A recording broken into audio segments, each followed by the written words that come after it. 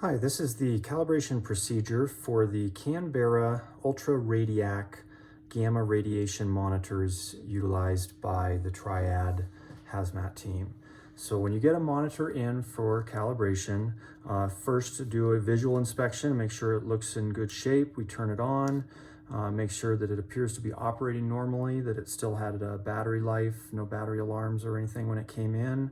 We're picking up a appropriate background radiation dose, especially for the distance from our calibrator here.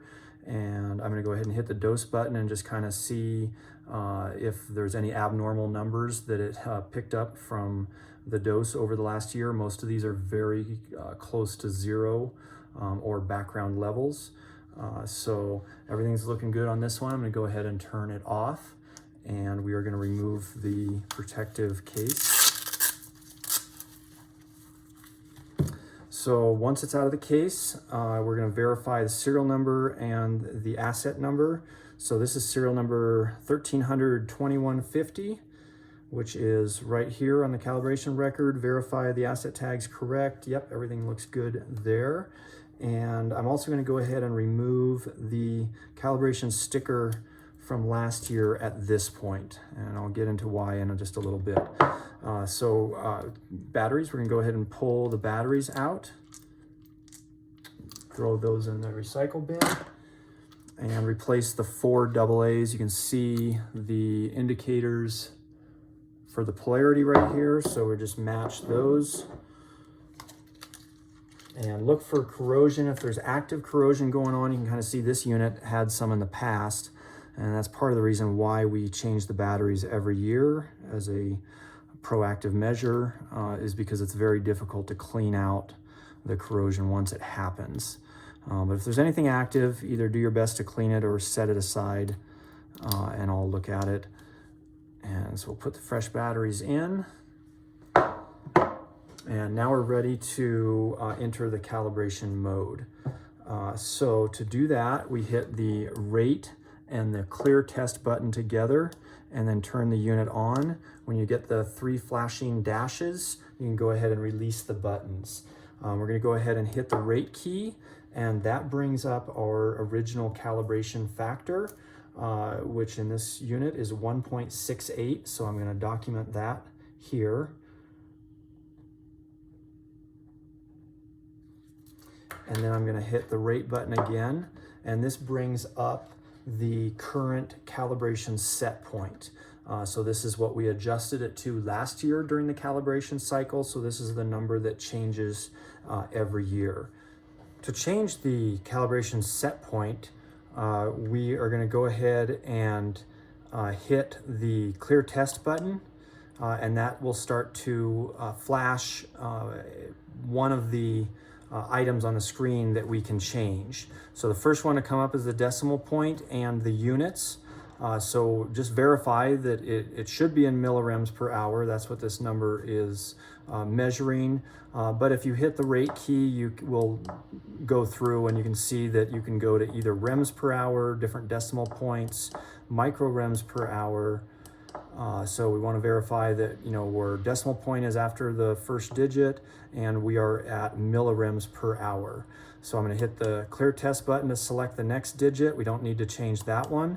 Hit the clear test again, and we're going to hit the rate button to go through the digits and select 8.29 for any units being calibrated this year. You'll notice that that's already been entered all the way down in this column, and that has been calculated for the amount of decay that we are at for this calibration unit for this year. So next year it will be a different number. So we'll go ahead and hit the button. You'll get that 20-second countdown, and at this point I'm just gonna grab the alcohol wipe and wipe off the back there where I'm going to put the calibration sticker, and insert the monitor inside the calibrator and let it start. It's about 2-minute calibration.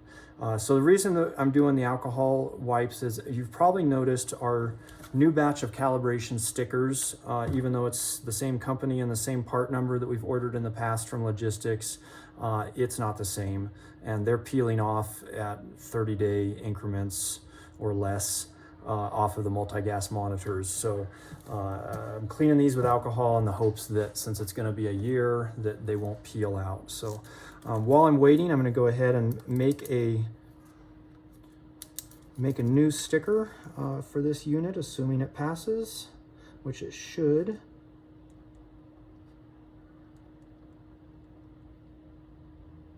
And the due date will be 1 year from now, so 2024. And so now we just wait for the unit to beep and tell us that it's done with calibration.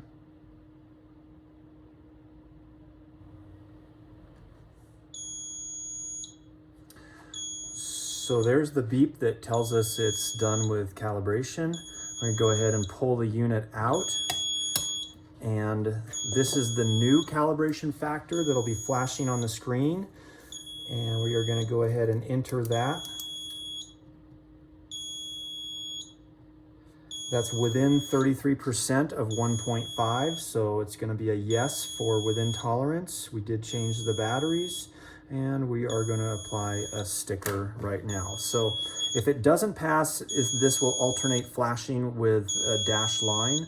But as long as it's just the number flashing, the unit has passed. So we can go ahead and just turn it off now. And then I'm going to go ahead and turn it back on and clear the dose, which is hitting the dose button and the clear test button at the same time. We're good. And we'll turn the unit off and put the sticker on in the area where I cleaned it with the alcohol.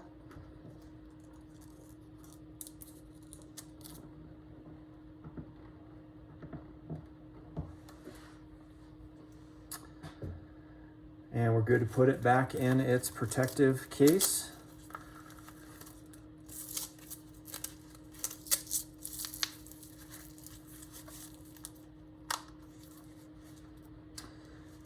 And set it in the ready to go box. Lastly, go into Operative IQ, find this monitor by asset tag or serial number, and record a perform maintenance process to record the maintenance in the same way that you do for a multi-gas monitor.